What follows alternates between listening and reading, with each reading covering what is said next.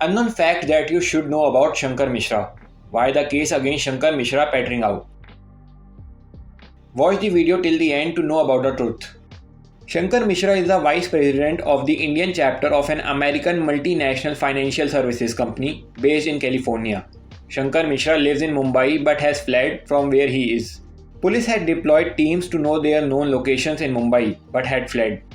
A Delhi court on Wednesday, January 11, refused to release Shankar Mishra, who was arrested for allegedly urinating on a drunk passenger on board an Air India flight from New York to Delhi last November. The court described Mishra's act as absolutely disgusting and repulsive.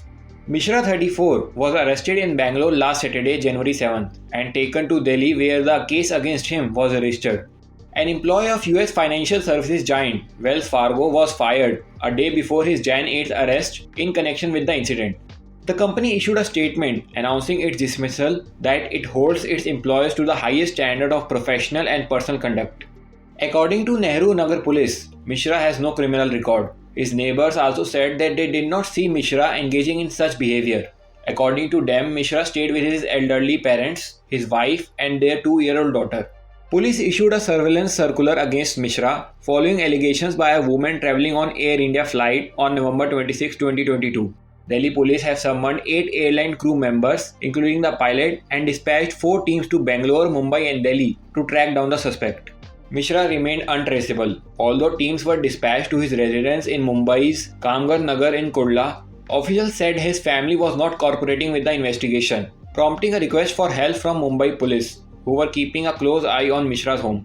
He joined Wells Fargo, one of the largest national banks and financial services firms in the US, for its Indian chapter in 2021.